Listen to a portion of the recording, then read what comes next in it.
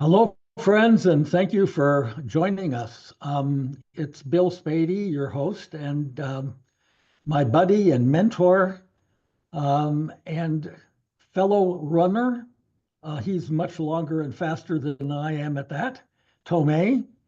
Um, we are going to do something here that might be somewhat of a surprise. We're going to unify the ancient spiritual teachings with the modern day quantum physics discoveries and basically show that they're totally related. One simply portrays the physical side of our essence, and the other one portrays the spiritual side of our essence. But that essence is that we're all beings of energy, and that energy is vibrating, and that energy is moving, and that energy is functioning in such a way that we create what we call our lives.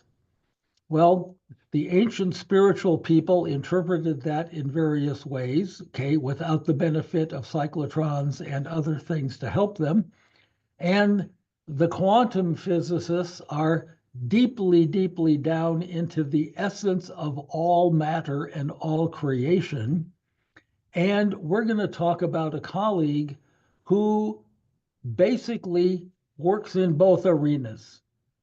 He has been able to unify um, the general relativity theories of Einstein about the big macro universal stuff with the quantum theories, which is about the most micro stuff.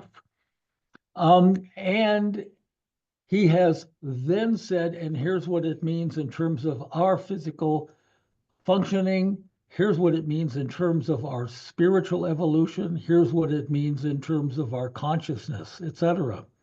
So we're going to be just discussing all of that here. Have some fun with it.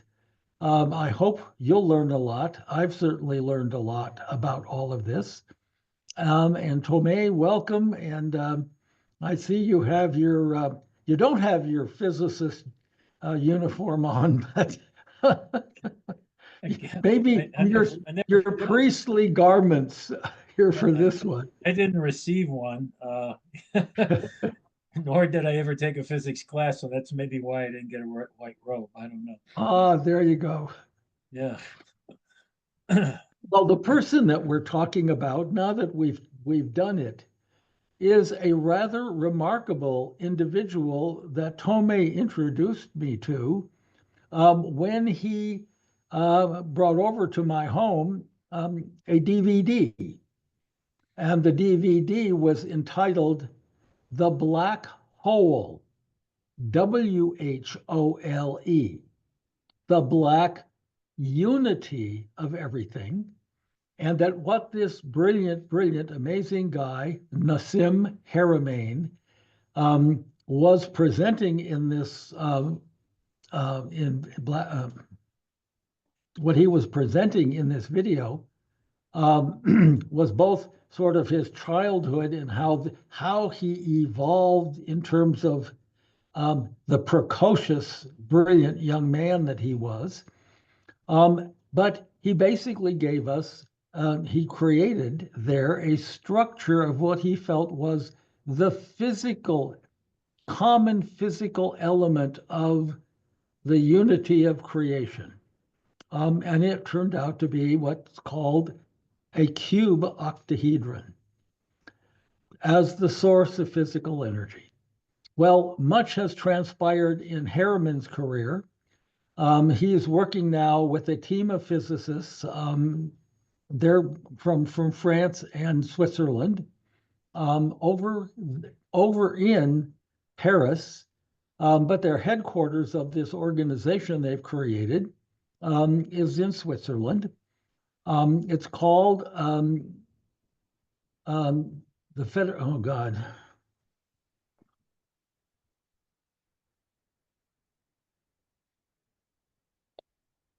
Okay, I'll have to splice that one. I don't know. Oh my God, I just went blank on it. It's the Something Space Federation. Okay. Anyway, And that's not that important, really. I mean, no, you could cut this I'll, out and it'll yeah, be fine. and I'll cut it. I'll cut it out. My God. Okay. Anyway, so what he has done is with this team that he has is basically unify, come up with the incredibly complex array of physics equations that show a unity of what has been a whole separate field of physics, which is quantum mechanics, which is the physics of the micro, even though people use the word quantum and think it means gigantic, with Einstein's work, and shows that there is a continuity in the mechanism that it basically functions at all levels of creation, all levels of existence, etc. And the bottom line of it is that same mechanism functions in us as beings of energy. So we're going to discuss that, and I want to throw the ball over to Tomei and say, well, does that make any sense to you?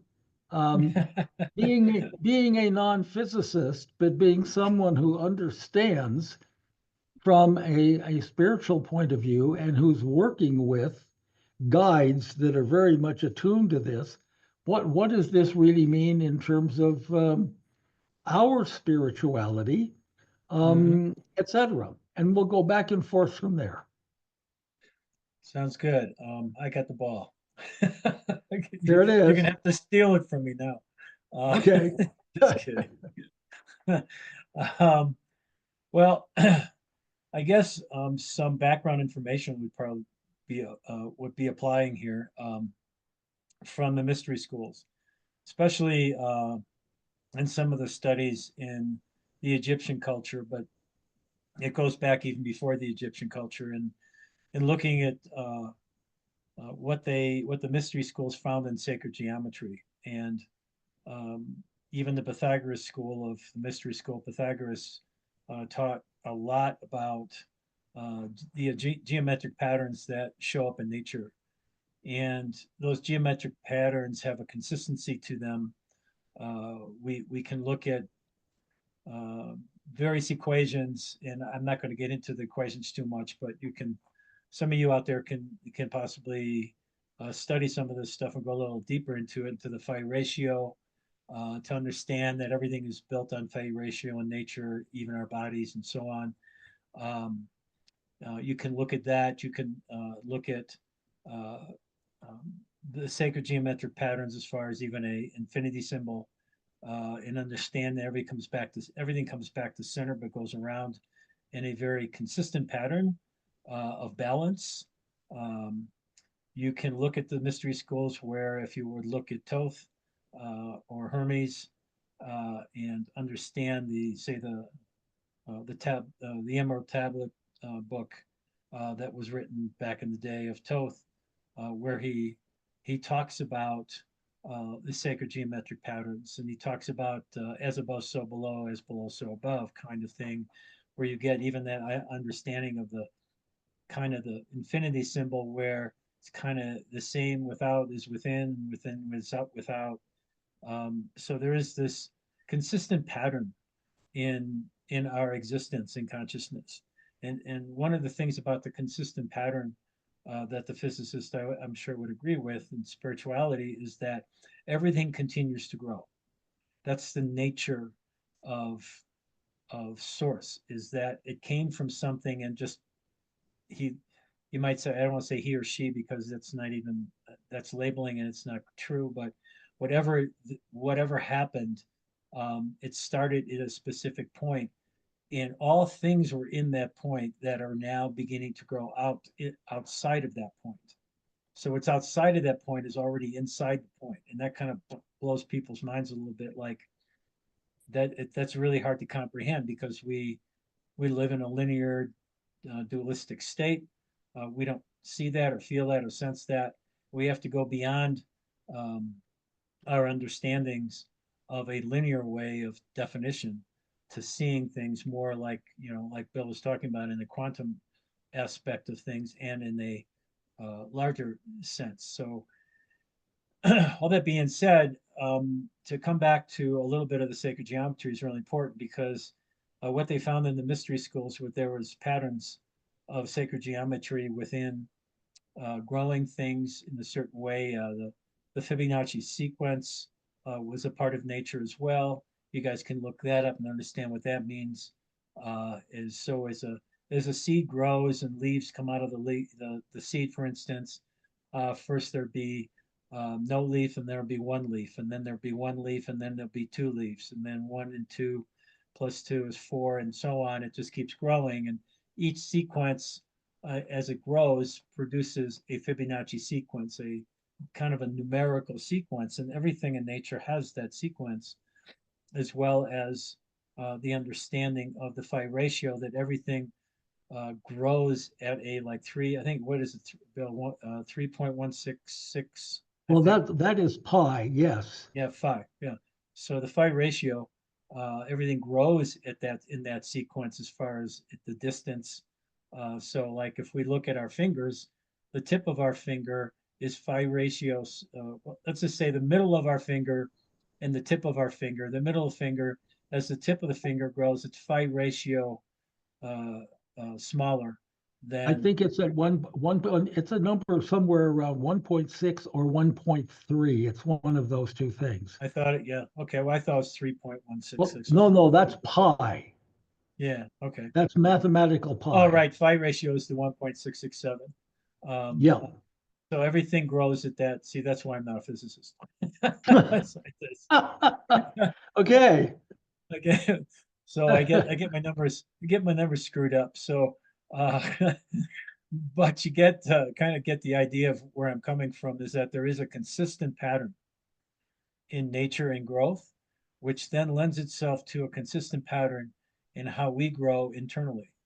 Um, and so it's really important to understand how our physical structure is adapted to our spiritual structure, um, and how our physical body and emotional body and mental body all come together in a specific way as well. That um, one is based upon certain energetic values compared to the other ones, based upon the choices that we make. And so, even though we might have these sacred geometric patterns around cellular structures, for instance, or around ourselves, we can look at our balloon of energy around us.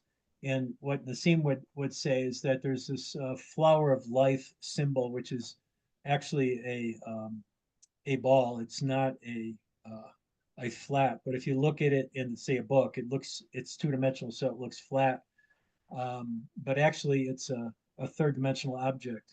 And that flower of life, within that flower of life is every sacred geometric pattern for nature.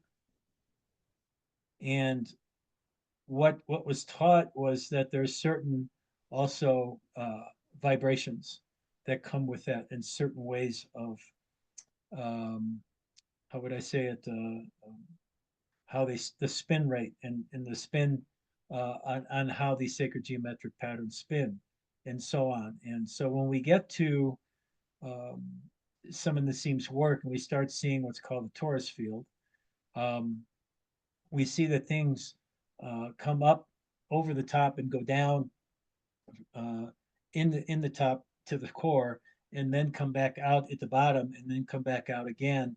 And there's this consistent pattern of rotation going on, where what comes in gets felt and experienced, and then gets let go of, and then more comes in and is felt and experienced, and then is let go on. And it's not just this flat, it's like happening all around us. And we have the unique opportunity because of free will, which is taught in the mystery schools. And we know that we receive that as part of the growth pattern when everything started, that everything was just given the opportunity to go. and it was going to go where it was going to go. And there was no control per se, only that there was a consistent pattern on how the growth was going to take place. So that's kind of the larger aspect of things. But when it comes to us, because we have free will, we choose what's going to come in, and we also choose what we're going to experience of what comes in. And then we choose what's going to be let go of. And the pattern keeps repeating itself. So in a previous podcast, we talked about the four principles that I pretty much found in all mystery school teachings in all modalities throughout the world. So you could look at, India, Far East modality, that religion. You could look at Chinese. You can look at South America. You can look at Indian, and say the Hopis in the Americas. You could look at what's going on in Europe and so on. But everywhere there was teachings and so on, pretty much came up with the same four principles in how we become aware of what's going on around us. And so those four principles would be awareness, choice, feeling, experience, and letting go. And so as we look at the torus field, we become aware of the things that are on the outside of the torus that are starting to come in. And as they do, we become aware of what's coming in, and we choose what we want to hold on to experience. And as we do that, we feel and experience this in our heart, because it's the only way you can feel and experience is in your heart space, not in your mind. As I feel and experience, then I've finished feeling and experience what's going on. It continues to flow out the bottom, and then something else becomes available to me to become aware of, and so on. And so we're using actually those four principles, but yet there's a dynamic to it that shows in a sacred geometric pattern what's actually going on for the understandings that are coming in, because everything's energy. Now, we can take that from more of an esoteric place. We can take it from more of looking outside of us. So if we look at the torus field that's outside of us, that's what's happening. But we also have what's called the subconscious understanding of what's going on internally.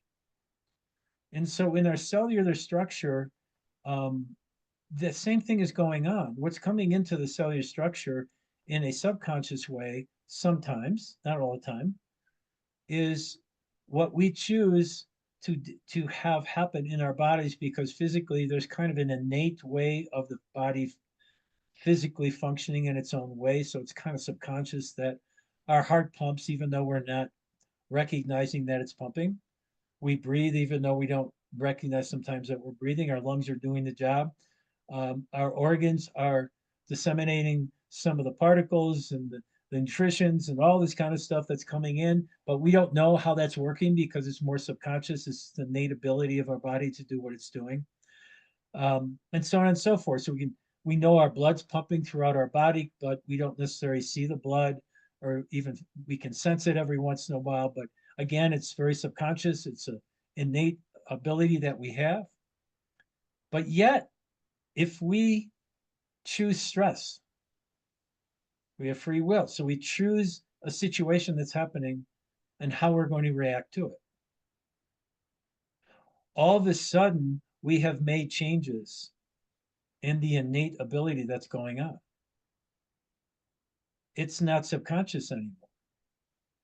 All of a sudden, I create a fear of something and my breath starts going faster. My blood pressure goes up. I can feel the blood pumping through my body faster. I can feel my breath shortened. I can feel my muscles tighten. I can feel my brain maybe going into a whole state of creating stories of what's going to happen. And oh my God, you got to do this, you got to do that. Everything shifts and changes when I make a choice. So it becomes conscious versus subconscious. So what it's telling us, and what Greg Braden and Bruce Lipton have done in a lot of work that they've done, that you might say is scientific, has shown that we really are creatures of creation and manifestation, that we tell ourselves what to do. We bring in the understandings of what's going on, and can shift the realities of what's happening in any direction we wish because there's infinite possibility. There's infinite amount of energies coming in. If we have a belief system that doesn't believe that, then we get stuck in only one way of functioning per se, is a physical body, but also only one way of functioning in a mental body, only one way of functioning in a emotional body. But when we finally say, hey, okay, enough's enough, man. I can't do this anymore. I can't do this anymore. Well, what are you going to do? I don't know, but I can't do this anymore. So all of a sudden, you've made a choice with your free will to say, I got to stop this madness and start choosing things that are different than what I've used to choose. And that's not good enough because, as the mystery schools would say, well, okay, you can make different choices, but you still have to feel and experience them. So you still have to bring them in and experience what they are. And as we continue to do so, we change what we see and feel and touch and know because we're making the changes by making the choices that we make.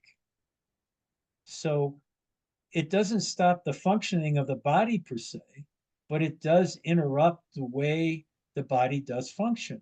So if we're told a belief that you can't heal yourself, and all of a sudden you find out that you can, because of the choices that you've made and you believed in those choices, your body reacts in such a way that says, oh, we're going to do this now.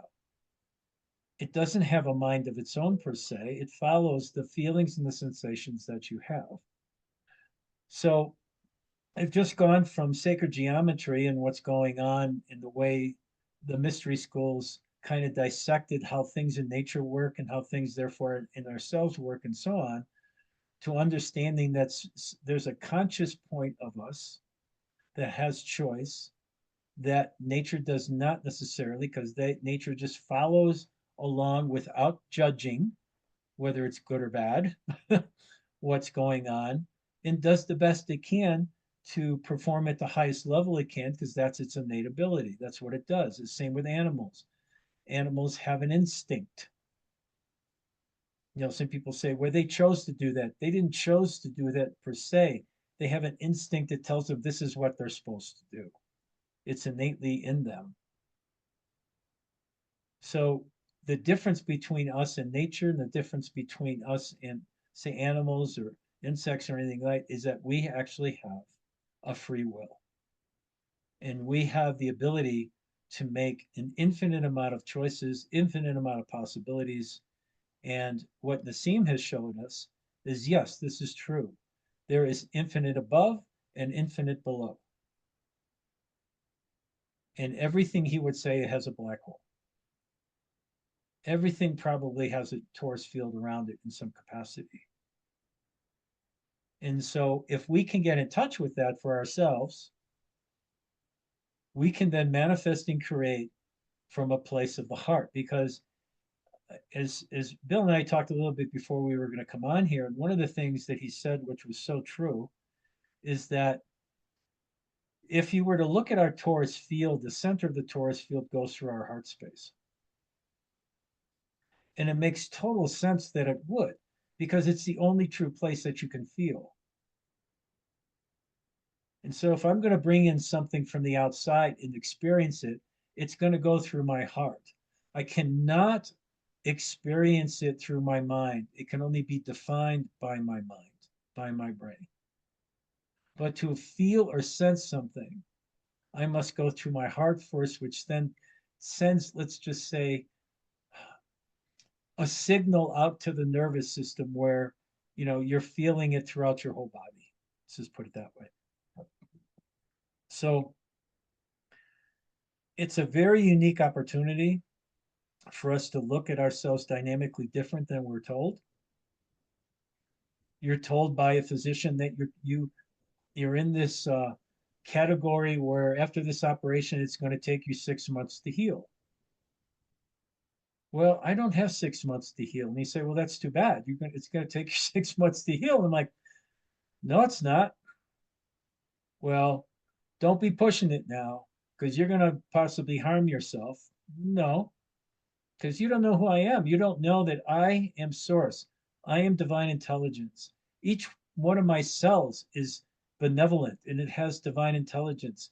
And all I'm going to do is flip on the switch and ask benevolence and divine intelligence to get the work so I can make sure that I heal faster than what is normally the case. And as you know, Bill, it works. Indeed. So we have actually two people that are talking to you right now that have actually done that work. And I'm not here to sit on some, you know, stadium in some play or on top of the stage and say, we've got this all figured out, anything like that. That's being arrogant. It's not humility. I'm not going to say it's going to work every time because sometimes I'm just not attuned with my body fully, or I might not be in tune with source because I'm not connected as strongly as I was in those moments where uh, I was able to heal myself in such a way that they couldn't answer. They didn't understand how that could be. Um, but I understood it fully. When I was sitting on a lazy boy after my surgery, Archangel Michael came to me, and the best way I can say it is because I could feel his energy, and that's how I know it's him. It's not like all of a sudden here's this winged thing in front of me that's talking down to me. It's a feeling, it's a sensation, it's a vibration, it's a frequency. And as that frequency is surrounding me, it's giving me the words and the understandings of how I can go about allowing my benevolent cells to be the highest frequency they can possibly be, to be able to heal in a much quicker time and actually even heal in a way that is so strong that I'm able to function at a higher level than ever before. And so that was then, this is now. We all have challenges that come to us. If we can do a little bit more studying of ourselves internally and externally, because there is the sacred geometric patterns that we can start understanding that everybody knows about pyramids. In fact, we talked about the pyramidal structure in one of the podcasts. There is certain resonances, which is, vibrations and sounds and so on, that are created in these structures. It's true because the scientists have been measuring them. So we know there is that kind of opportunity within them. We can create a pyramid around ourselves as we meditate. We can feel the sensations of that. We can also go to a pyramid and sit in the middle of the pyramid and just start oming. And all of a sudden, it's like the om is like so loud, you have to put your hands over your ears. There is certain frequencies and so on that happen inside these sacred geometric patterns. We know this for a fact. We also know through history, archaeology studies, that they're everywhere around the world. We know they're still being found. Some of them are past any way of dating that we could even comprehend. They're now finding things past 20,000 years ago, past 30,000 years ago. I would say that at some point we're probably going to even go back to 800,000 years ago, that we were here in some capacity and we were using those techniques in ways that we can't even comprehend now to be able to, for instance, use vibration to raise 1 ton rocks and so on. These are all possibilities. Um, and so to say and be ignorant to the fact that that's impossible with no proof is not being true to yourself. I say to everybody, don't be ignorant. You don't have to believe a thing I'm saying. Go check it out for yourself. There's plenty of books, there's plenty of opportunities to go research this stuff to find out for yourself the truth of what this is all about.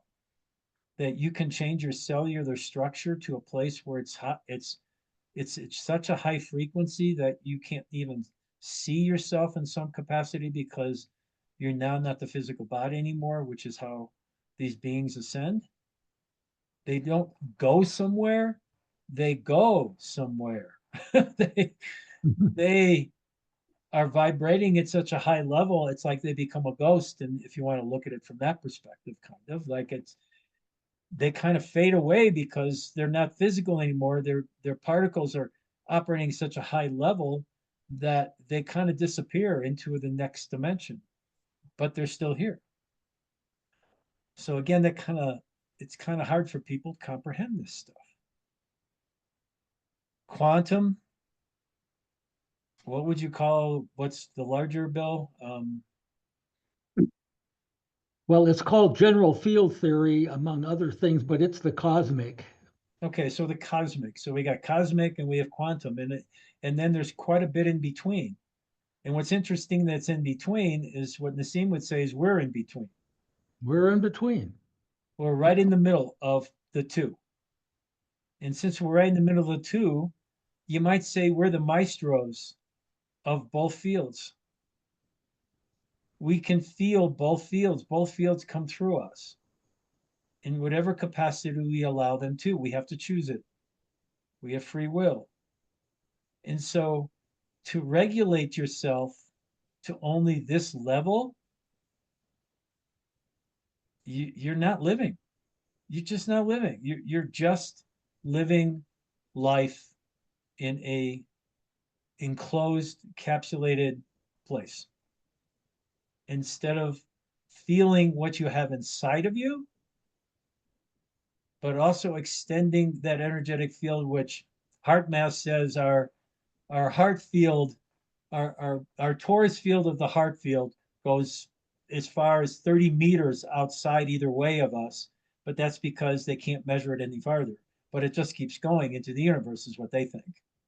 So if you can imagine that your heart can feel all the way out to the stretches of the farthest place of the universe, and since it's consciousness, there's already been studies that show consciousness is instantaneous. So what is felt at one point is instantaneously felt at another point.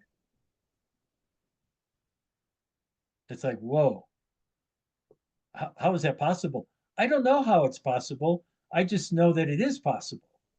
I can't explain it to you because I'm not a physicist, but I also know that it's possible because when they did the experiments and people would put, if look at peace, right? There was an experiment back in I can't remember what war was going on over in Israel, and it was so damaging, kind of like what's going on now. And there was something like 100,000 kids in India got together and just meditated on peace for, I don't know, an hour or 2 hours, and all of a sudden the war stopped for quite a long time. There's this opportunity to to create and manifest a higher frequency that we have within us that is actually a gift that we have. Most people are scared of that gift if they were even presented it. But what I'm saying is that if we can raise our consciousness up to the place that we can through the heart, there is no harm in the heart. So all of a sudden, the ability to expand our consciousness from our own heart space and allow it to go out for as far as it possibly can do, we can make changes that are unconscionable at this point because everything is done from a density that doesn't believe that. It's from a density of control and manipulation. So, in this long, drawn out explanation I just gave, I shared quite a bit. I shared about sacred geometry. I shared about the consistency of nature and the consistency of what we have internally within us. I shared about the infinity symbol. The infinity symbol is really important to understand in our own consciousness how what we give out comes back to us. Some people call that karma, but what I would say to you, it's the infinity symbol of energy that what I create and it goes out, it's going to return back to me. And I can choose if I want to send it out the other way and have it come back to me or wherever I wish it to go. There's always this sense that what I create within projects out, and whatever I project out will come back to me. So why not project peace out? Why not project compassion? Why not project a sense of joy? Why not project a sense of childlike energy instead of judgment? If I project judgment out, it's coming right back at me and usually comes back 10 to 100 times greater than what it left. These are universal laws, they call them in the mystery schools. These universal laws function whether we want to believe in them or not. One of the things Bill and I talked about too that he threw out there was the law of attraction. What energy I choose to be internally is what I'm going to attract to me. So do I wish to create an energy of judgment, which then I will be judged? Or do I want to create an energy of acceptance, which is, these are feelings, these aren't definitions. If I create an energy of acceptance, then I will be accepted. If I create a energy of depression, then I will feel depression. It will come to me. Everything that I feel and create within myself, because I am empowered to do so, is reflected back to me like a mirror every time I project it out. Your thoughts, your feelings, your sensations, everything is energy, and it ends up going outside of you, even though you think that nobody can read your mind. They can't read your mind per se, but they certainly can feel it. Let me jump into that very point. All right. Sure, please. Everything is energy. In physics class, way back in high school, we were taught that energy moves in two major ways. As particles, I mean, especially light waves, photons move as particles or as waves. Mm-hmm. Well, the physicists have determined that there's a third form, and the third form is called a field. And a field means that everything in it is connected to everything. It doesn't have to move in waves, and it isn't individual particles. Its essence is connected to every other essence. Correct. What the Right. physicists, what the ancient spiritual people used to do is project. When we were back talking about Thoth or Hermes, or the Romans called that same higher consciousness force, they called it Mercury. All right. Mm-hmm.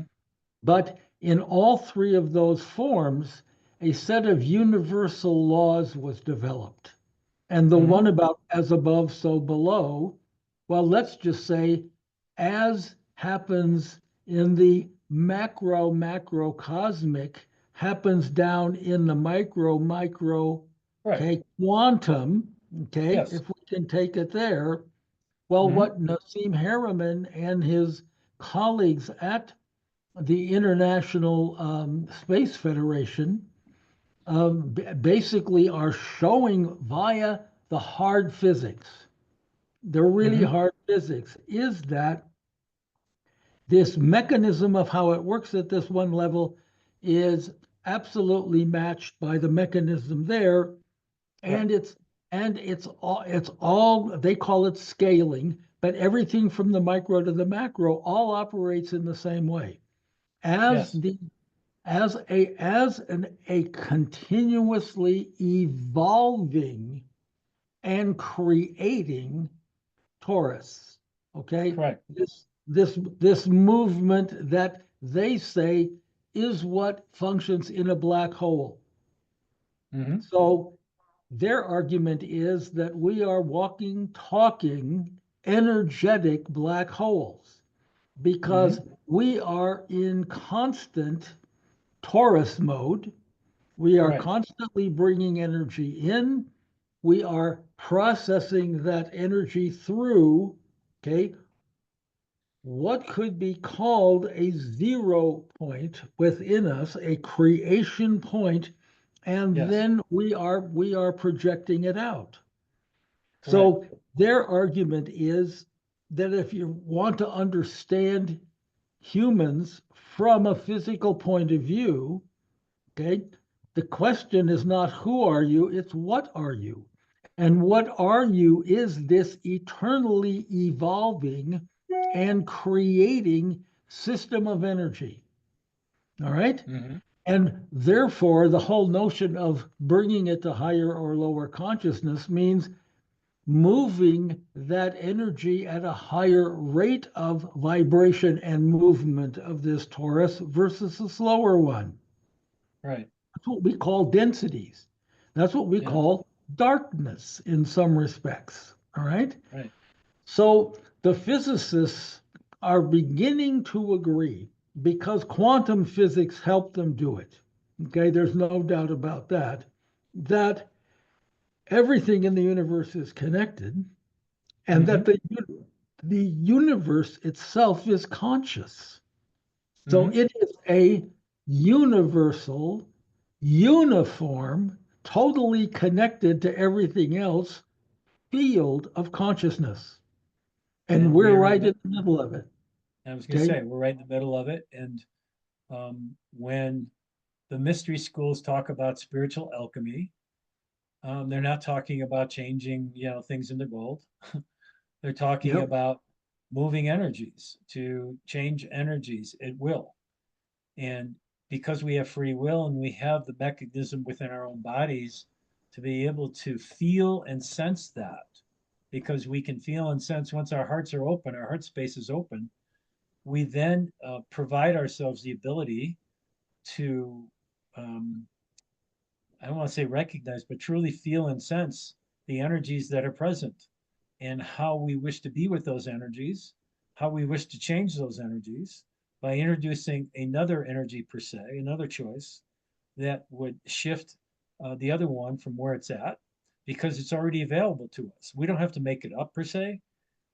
We already have it available to us because we're connected truly to infinite consciousness, infinite ability, infinite opportunity, however you want to look at it. We had a thing on infinite abundance. That's kind of looking at it that way too, that abundance isn't money. It can be part of it's an energetic field, of course, of money is energy as well. But the point is in infinite abundance is all things. It can be whatever you want it to be because it's already there. Um, any outcome is already it's already there. You just have to tap into it.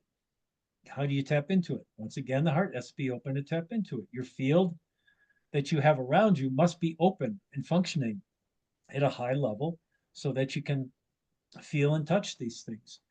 Um, Depending upon what you choose to have in your life, what you choose to function at, how you want to have your belief structures surround you, whether it's in dense energy or higher frequency, is your choice, not somebody else's.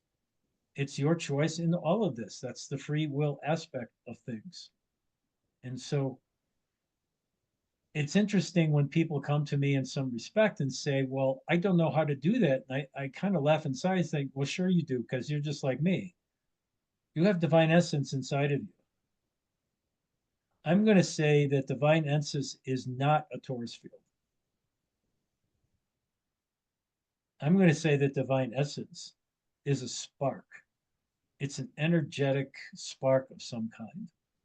And I don't even know how to explain that, but as I'm sitting with one of my guides right now, he's saying very strongly that that spark, you're born with that spark in your soul. Your soul is, it's almost a magnet of some kind. It's looking to attract to itself all the experiences it can possibly find. And it holds on to those experiences for growth. It holds on to those experiences to continue to grow more and more and more. It isn't like the torus field where it comes in and it gets let go of, and then comes in and gets let go of. That's more of what our journey is all about. There's a spark there, and it's pure. There's no need for it. It has no needs. It just is, and it's perfect, pure in its own self. And in some respect, I want to even say, and what I'm getting a feeling of right now is that we will never ever feel the full capacity of that as we live here. The closer we get to home, which we've talked about, the closer we come to where we came from, truly came from, we begin to get a sense of what that really feels like. We've talked about near death experiences. That spark is the same light that's at the end of the tunnel that you're going to try to walk towards as you're crossing over. It's your spark, but that spark is pure essence, but it's also your spark in your soul to show you that you are home in your own spark, in your own essence. And so hopefully with the words I've used, it's hard to put words to this really, but hopefully people can get an idea of what they hold within themselves, and not necessarily how powerful from a sense of I can do anything anybody does too, that kind of thing, not that kind of power. That you hold a power within you to heal yourself, to bring about opportunities around you that will bring balance and comfort and solace and strength to others to find their own way, not to necessarily find what you want them to find, but to find their own way in that pureness of who they are. It's it's scientific, and at the same time it's esoteric. And the two are starting to come together to understand when they finally had to say that consciousness is alive. Oh, really? Well, what would you call it then? And of course, it's like Nassim said, they thought I was going to say God or something like that in the conference, in the physics conference. Um, but if we could put a name to it that was been used before, um, you could call it Adane, you could call it God, you could call it, whatever religion wants to use, it doesn't matter. I think Buddhism would call it more of an essence of some kind instead of, it wouldn't be Buddha. It's not what would they call it? I can't think of the word offhand.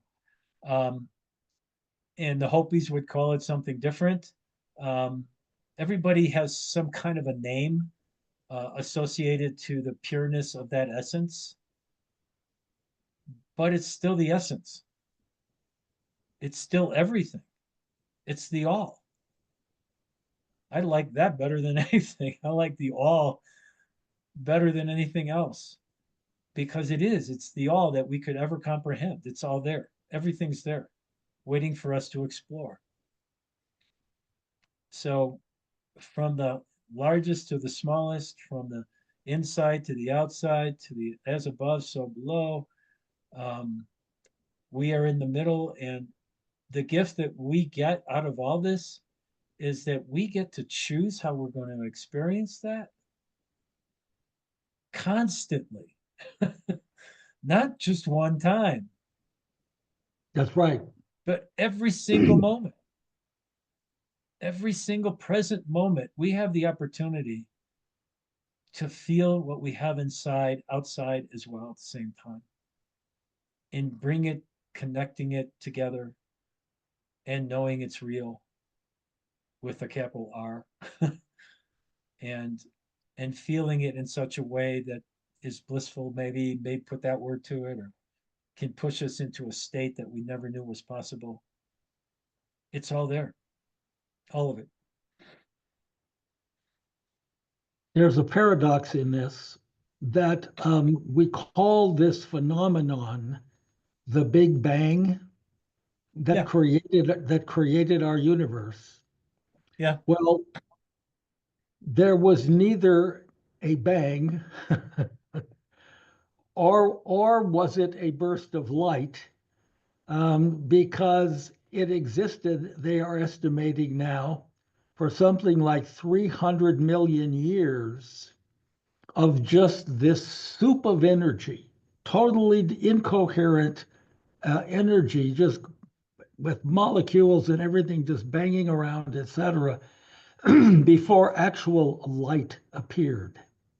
yeah, So it was not a gigantic burst of light, and there was no air which could reverberate to create a bang. So Yeah, right. in fact, Yeah, yeah, there was just this immense, incredible immersion of essence energy, okay, that just went out so remarkably, that they're having to measure, by the thousandth of a second from its ignition, so to speak, yeah. literally what happened. And I heard this, oh, I don't know, maybe it's a couple weeks ago or maybe longer. It doesn't really matter when I heard it, but there was an understanding of some kind in the mystery schools where, yes, there was already, let's just call it a purity that existed, whatever that means. And then that purity wanted to know itself. And so the first thing that had to happen is exactly what you said. There was a darkness, and that darkness is considered the divine feminine, because within that darkness is where all things are starting to be created. So they looked at the darkness as the divine feminine, and the light that came in to start, let's just say, the balls rolling in whatever way they were, was divine intelligence, divine father. So this is where divine father and divine mother come together, but divine father isn't that blissful, you know, that that divine, that spark, if you will, that whatever it might be, that it separated itself into those two essences, divine intelligence and divine, feminine, I'm sorry, divine masculine and divine feminine. And so they would say that divine intelligence is more the masculine aspect of things, and divine creation is more the feminine aspect of things. And so that's kind of how all this started happening. And eventually we have, you know, universes and galaxies and, beyond comprehension of what we can even, you know, see or know or whatever, yet it's still all connected as one. And the thing that blows my mind is in the same breath, they said, in all of that already existed within the one. So somebody would say, the beginning was a pea, a little pea. And inside that little pea, it was so dense that it had everything that's already here, that's been keep continuing to grow, was in that pea. It could be small as a dot on a page. Everything was in that.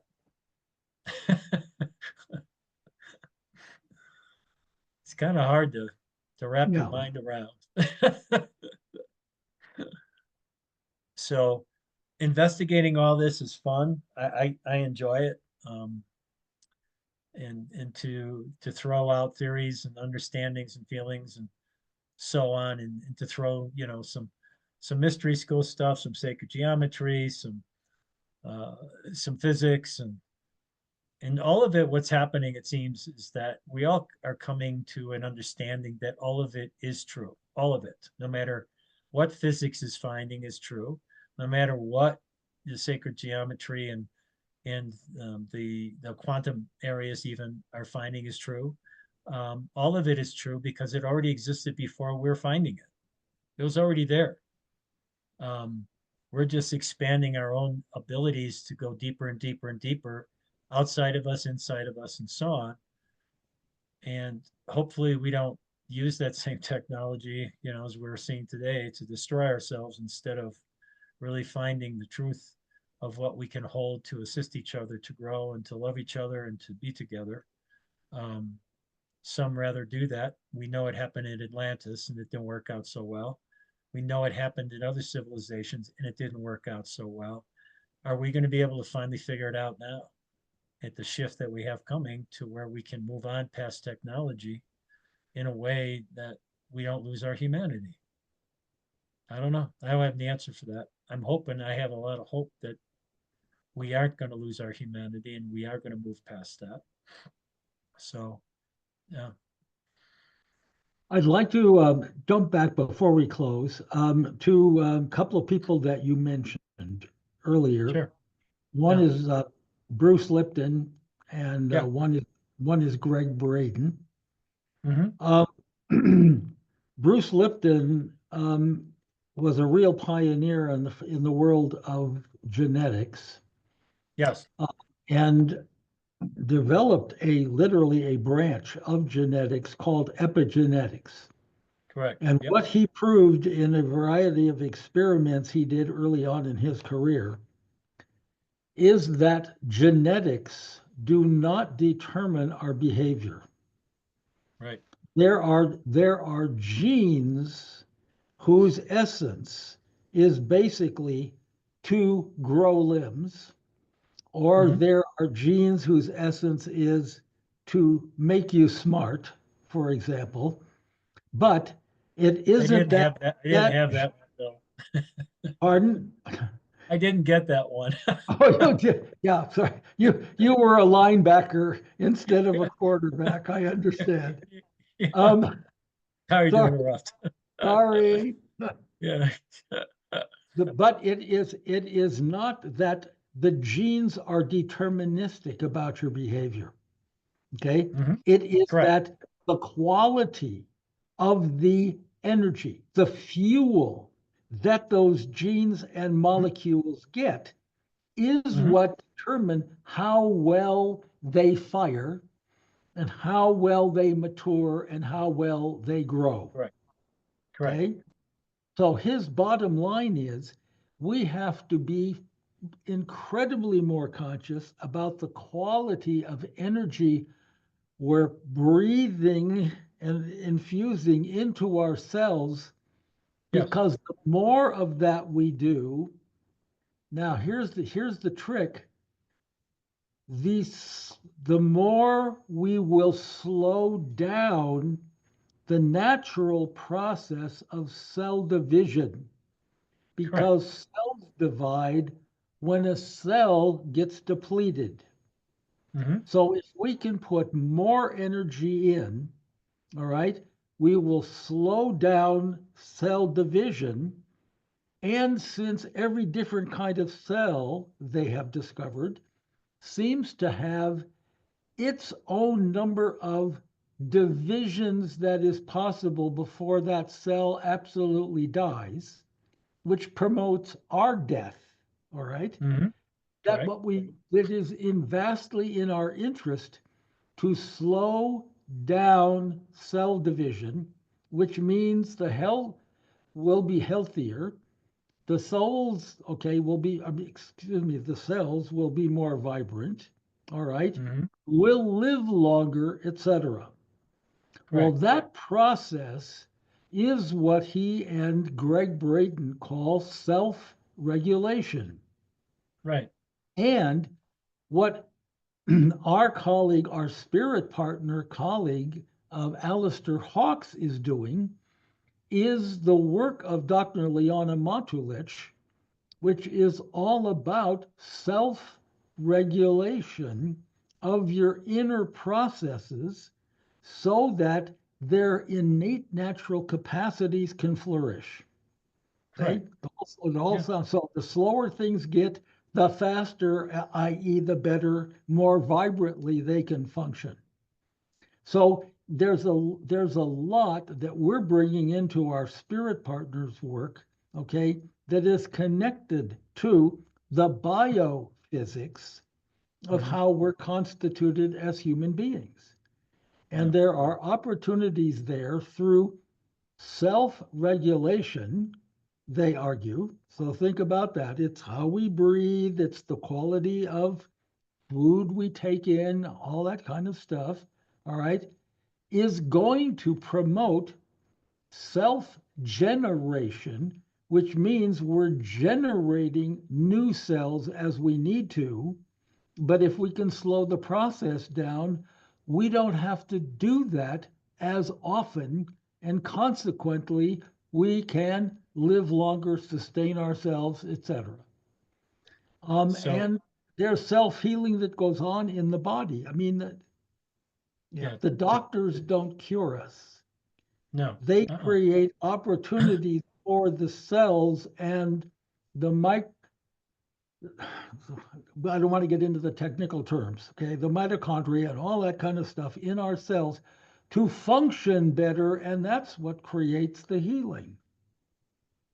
What one of the things that really became known through that work, um, besides the self-regulation, the understanding that we do have power over what we're doing, that we've given away, obviously, to others, to believe that they know more than we do about our bodies, for instance. But one of the key factors, and heart math had a lot to do with this too, was that the way our cells break down uh, became known as stress. The stress that we choose in our life is how the cells break down. And so when we talk about self-regulation, the critical, I'm going to say the critical, I mean, yeah, there's some stress in eating the wrong foods, and there's some stress in breathing too fast and so on and so forth. But the greatest stress that we put on ourselves is through emotion. And they found out the emotions that we create within ourselves are really the key to enhancing the telomeres at the end of the DNA strands. In fact, in some cases, the emotion of joy can repair the telomerase, which is the enzyme that helps the telomeres grow and stay functional.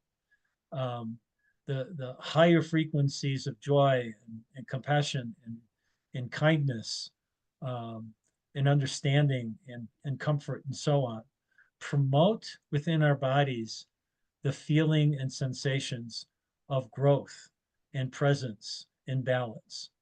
And then, of course, the opposite of that, the stresses that we inherit every single day we wake up, for instance, and go through the uh, same habits and same things that we do, of drinking too much coffee, smoking too many cigarettes, getting in arguments with people, going to a job that we hate, walking down the street in the middle of a busy city and being affected by um, people that really don't care about anybody else, and you see all the corruption and all these things.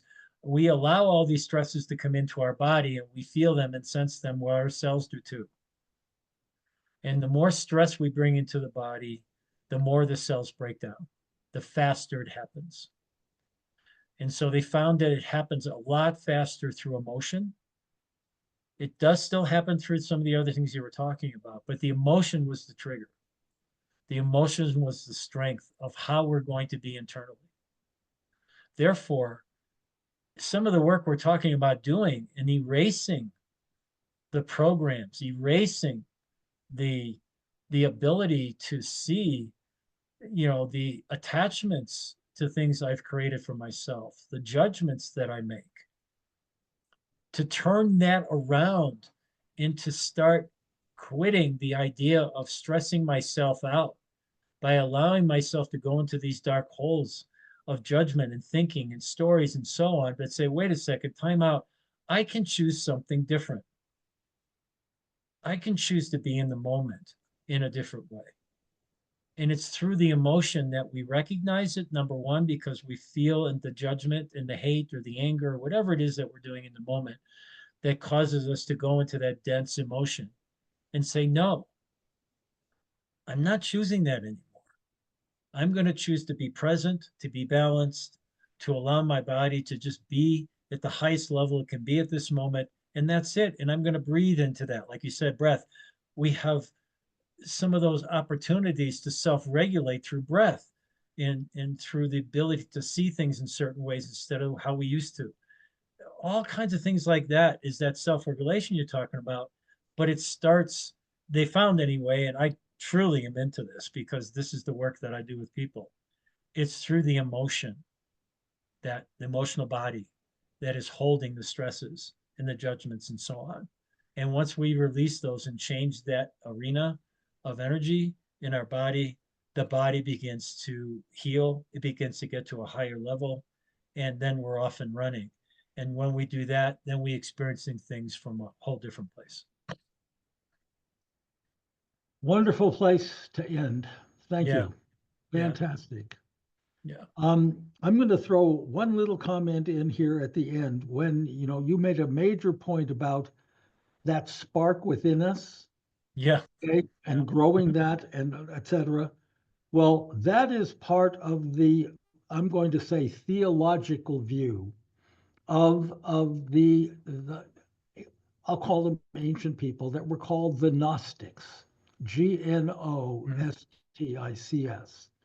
Well, Uh-huh. the Gnostics talked about that, and there are many writings and there are many scriptures that they have discovered, etc., written by Gnostics interpreting the nature of who we are as Yeah, spiritual beings and the nature of our evolution and everything else that was all suppressed and yes, all declared to be heresy by the Western church. yeah, And that those things are starting to surface again. People yes. are, They are are. talking about them. They're reading those Mhm. Gnostic documents, many of them found in a cache of documents at a site in Egypt called Nag Hammadi. Mhm. They are not the documents in the Dead Sea Scrolls.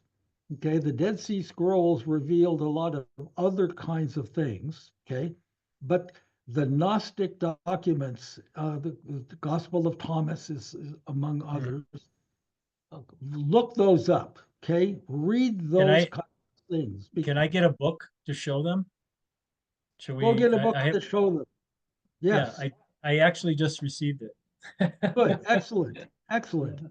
Hold on. Um, because the tragedy is, and I have been sharing this with a new friend who has been sincerely wanting to know, a deeply devout Christian who really wants to understand, what is all this stuff you believe now? Because it all makes such incredible sense, but it's different from everything I've been taught. Okay. Yep, So yep, I have had the opportunity to play historian, to play theologian, to play spiritual teacher, etc., with this gentleman who really wants to understand this. yeah, And the opportunities are there. Um, the scriptures are there. It's just that they were hidden from us for about 2,000 years until about 1945. yeah. So So may this show book, us can you Gnostic I'm Gospels. Yes, we can see it. okay, and what's in here is let me get my glasses on now so I can read. This is called the Master Collection. So if you can get this one, this is called the Master Collection. It has it's actually written on here, just so you know. The Rejected Gospel of Mary Magdalene, Yeah, there we go. rejected. The Rejected Gospel of Saint of Thomas, the Gospel of Truth, the Gospel of Judas, Peter, Philip. Um, it's the Pistis Sophia, which is a book of wisdom. Great Wisdom is the book, and it's a really thick book. It's a big part of this, and more. It has 25 supplementary apocalyptic for complete immersion into this. Um, very inexpensive. I mean, you're probably talking about $15 Oh my. and has a wealth, I mean, a wealth of understanding. Now, again, you're going to be reading, there's these are the pages, guys. A lot, a lot of copy, a lot of understandings in here. You could read one page and you might have to read it again several times because there's so much in every page for you to try and gather into yourself, into your heart. The other thing I would say is what I just said in a different way. Read this from your heart, not from your brain. Feel the pages, feel the words, because what you're reading is what was transcribed and what was written so long ago. So basically, when they were walking through what they were walking through before and after Yeshua was here, along with others that have written other manuscripts according to those things too. So, as you say, these were the Gnostic Gospels from the Essenes. This is from the Essene community that was torn apart because of the followings they had. And they didn't want them to gain any power because then, of course, the Pharisees and Sadducees would lose all their power. So it was a power grab at that time.